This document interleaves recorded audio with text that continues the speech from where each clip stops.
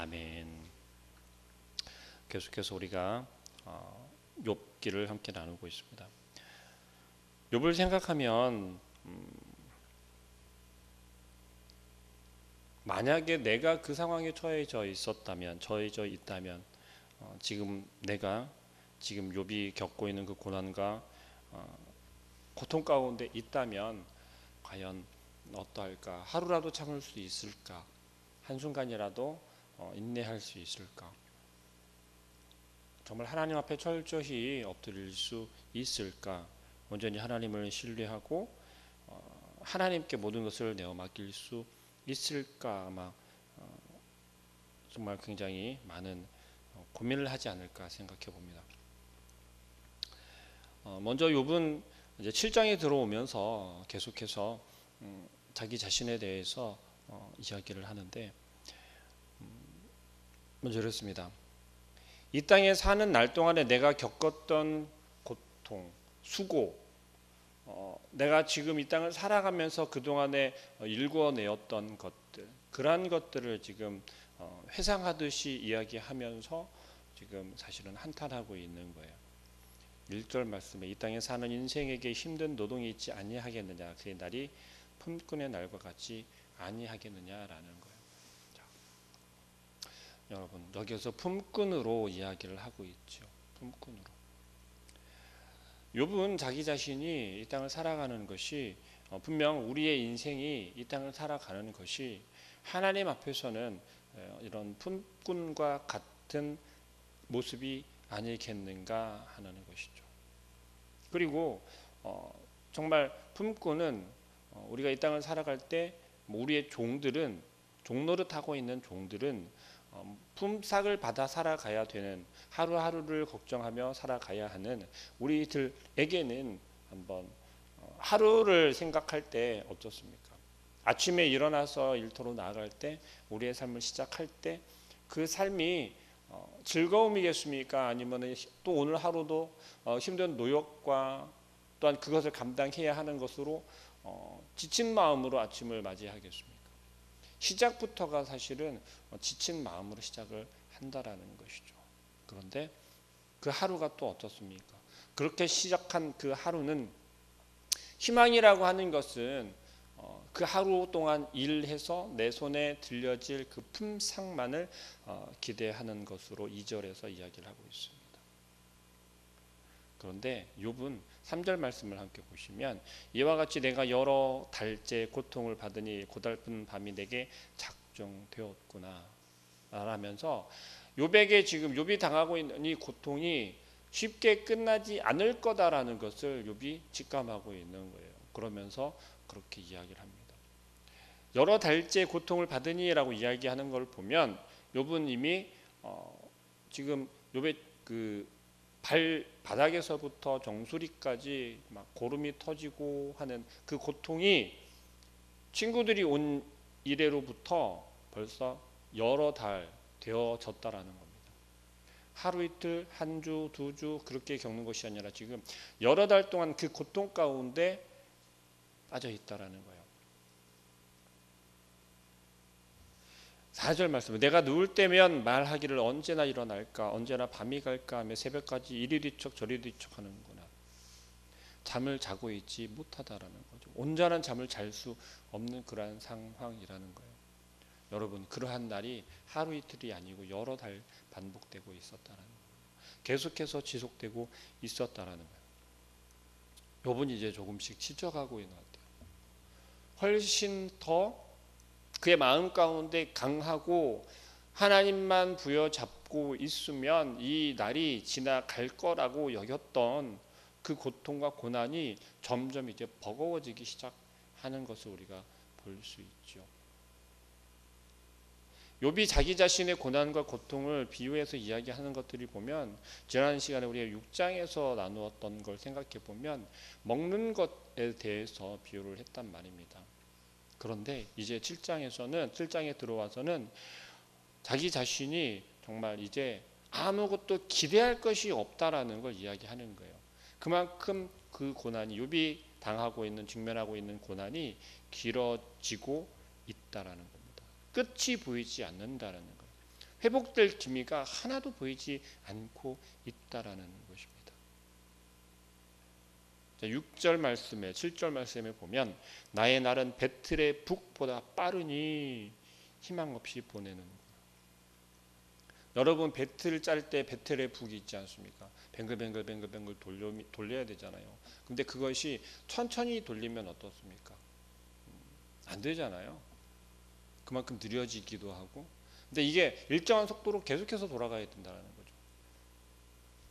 근데 그것을 바라보면서 욥이 이야기를 하는 거예요. 내가 저렇구나. 내 삶이 나에게 주어진 시간이 저렇구나. 결국 나에게는 이 고통받는 것이 끝나질 않을 거라는 거예요. 그리고 내 생명의 한낱 바람 같음을 생각하옵소서. 나의 눈이 다시는 행복을 보지 못하리이다. 우리에게 이러한 상황에 이러한 욥과 같은 모습이 만약에 한순간이라도 우리에게 있다면 어떻겠습니까? 욥이 지금 이 고백하는 이것이 한탄하는 자기 자신의 모습이 정말 100% 아니 그 이상 이해되리라고 생각합니다. 그러나 우리의 신앙생활 속에서 어떻습니까?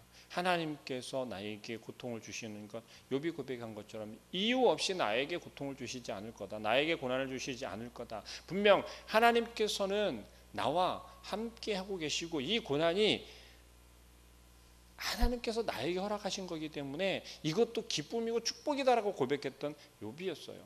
그런데 날짜가 길어지고 전혀 그것에 회복될 기미가 보이지 않고 제자리 걸음하는 것과 같은 꼭 우리의 신앙의 모습처럼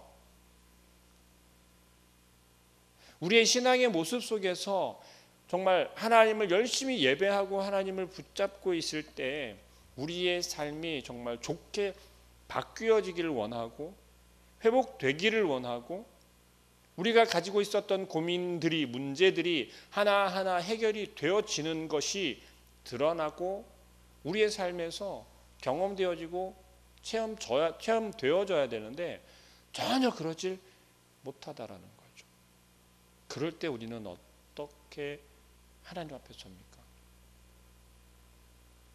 더 하나님을 의지하거나 더욱더 하나님을 신뢰하거나 더욱더 하나님 앞에 내어 맡기거나 하나님의 때가 아닙니까? 그럼 내가 기다리겠습니다. 여전히 하나님을 신뢰하면서 기다리겠습니다라고 하는 것이 아니라 내가 무엇을 잘못하고 있는지 내가 방향을 잘못 잡은 것인지 혹은 내가 무언가를 놓치고 있는 것인지 아니면 우리의 허물을 자꾸 생각하게 되죠. 우리의 잘못을 생각하게 된다라는 것이에요. 욥의 친구들이 욥을 향하여서 위로하고 충고하였었던 것들 그게 무엇입니까? 바로 우리가 시간이 길어지면 길어질수록 우리 스스로에게 혹은 우리 옆에서 함께 신앙생활하고 있는 공동체 가운데서 그러한 위로와 그러한 충고를 하고 있다라는 것입니다.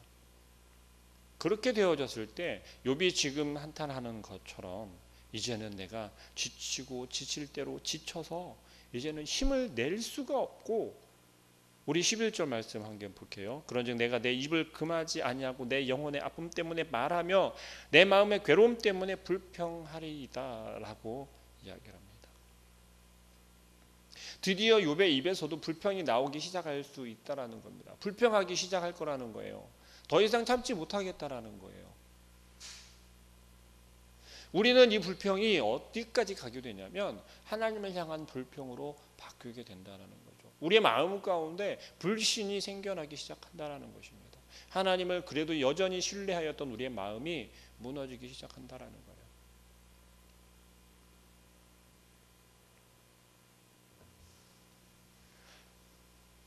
욥이 당한 그 고통과 고난 가운데 욥은 이제 정말 내가 숨이 침상에 들어가는 것도 힘들고 잠자리가 나를 정말 내가 침상에 누웠을 때 그 평안함 때문에 그나마 위로를 얻고 내가 쉼을 얻을 수 있어야 되는데 그거조차도 이제 나에게 없다라는 거예요.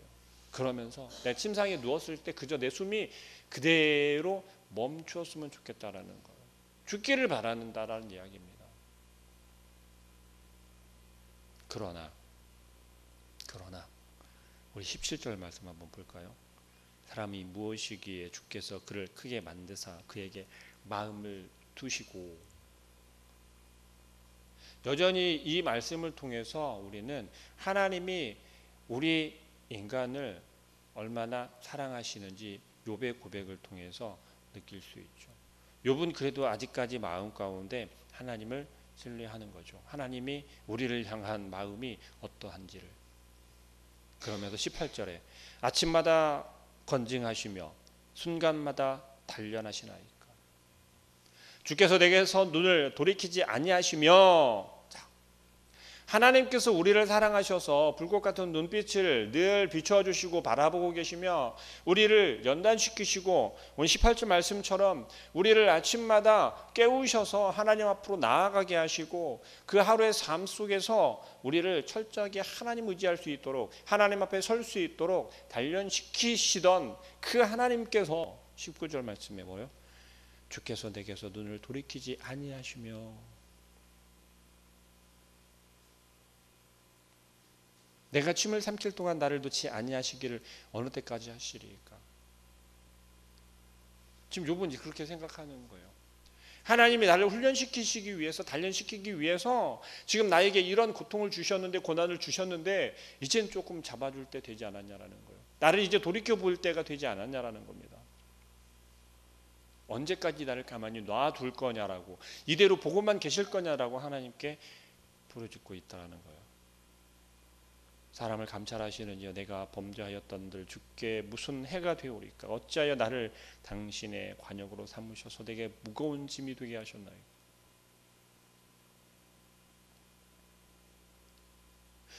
욥이 하나님 앞에서 조금 하나님 앞에서 범죄한 것이 있다면 이전에는 그것이 내가 하나님 앞에서 경건한 모습을 보이고 욥이 어떤 모습까지 보였다라고 했어요? 자기 자녀들의 범죄한 것까지도 매일매일 하나님 앞에 회개했단 말이에요. 그렇게 경건 생활을 했던 욥이란 이야기죠. 근데 이제는 그게 하나님 앞에 용서를 구하는 것이 이제 왜 용서해 주지 않냐라고 이야기를 하는 거예요. 여러분은 하나님 앞에 얼마나 많은 회개와 얼마나 많은 엎드림과 얼마나 많은 부르짖음으로 나아가고 계십니까? 그런데 우리의 부르짖음 가운데서도 우리의 고백 가운데서도 하나님께서 이전과 같지 않다라고 느껴질 때 우리는 어떻게 하겠습니까? 얼마나 큰 좌절에 우리가 빠지곤 합니까?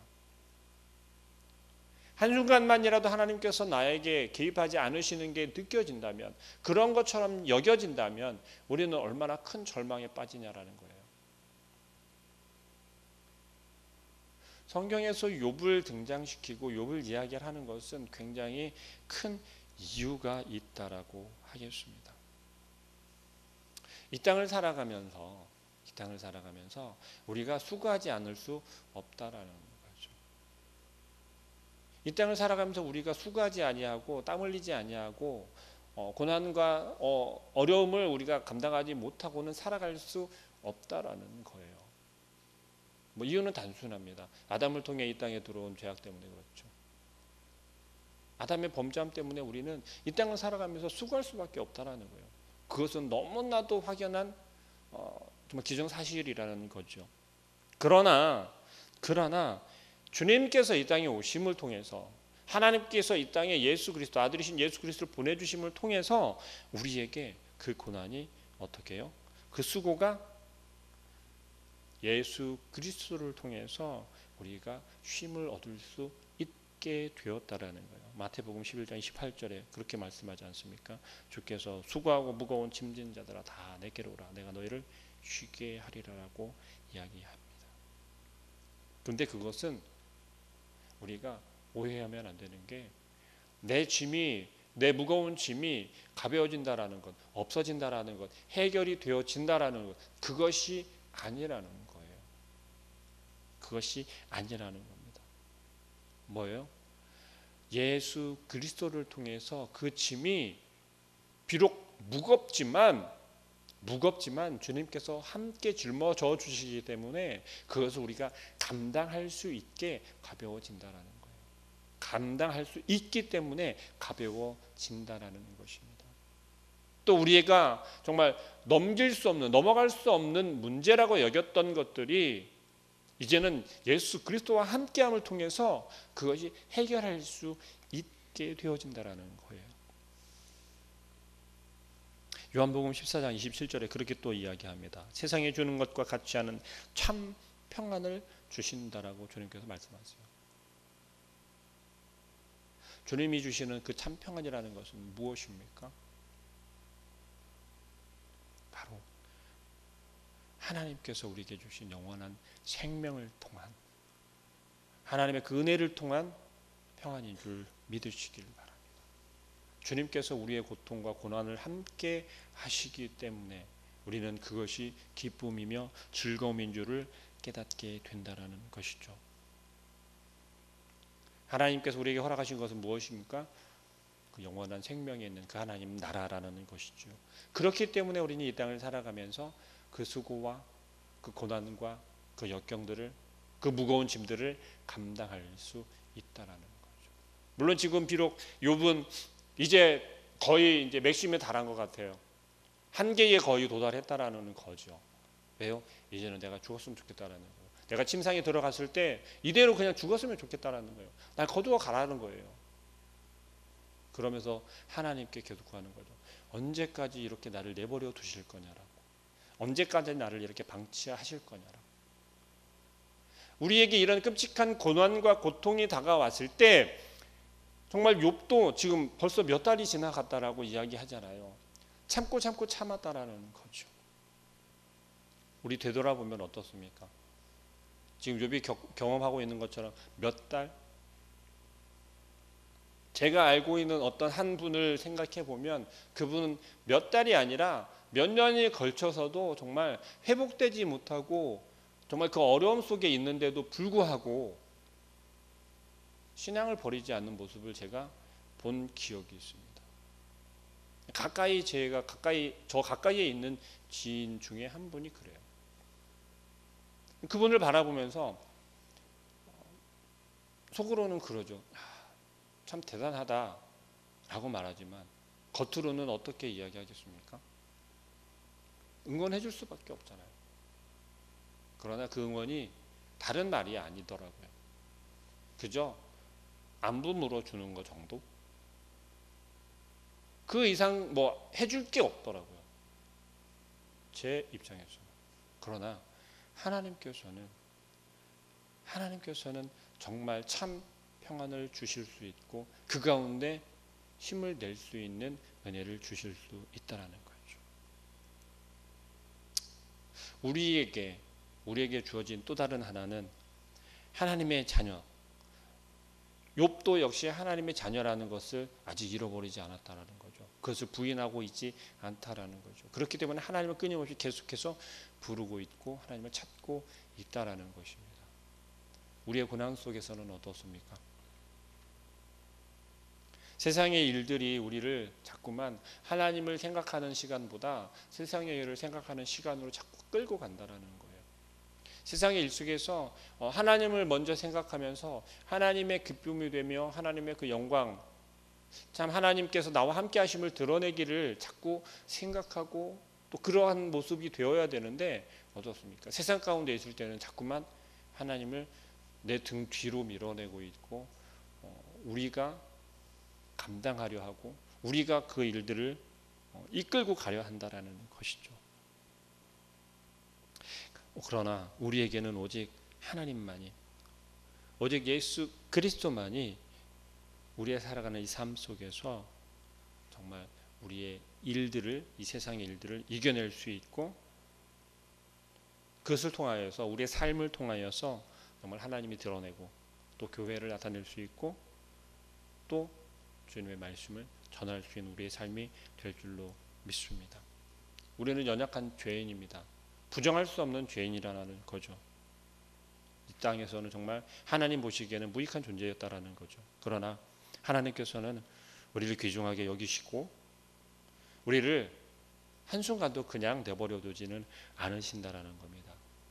하나님께서 이 땅을 살아가게 하신 우리의 삶 속에서 이 세상 가운데서 우리의 모든 것을 다 살피고 계시고, 또 우리가 예수 그리스도 안에 거할 때, 그럴 때 우리가 이 세상 가운데 있는 그 죄악도 이겨낼 수 있게 하여 주시고, 또 우리를 의롭게 드러내 주시고, 또 그런 우리를 통해서 하나님께서는 일을 하시고 하나님의 그 거룩한 뜻을 우리의 삶 속에 드러내실 줄 믿습니다.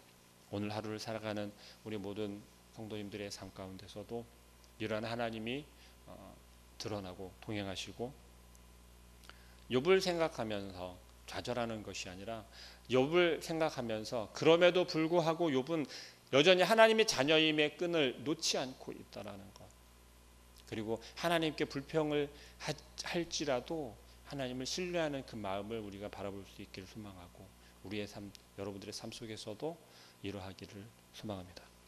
기도하겠습니다.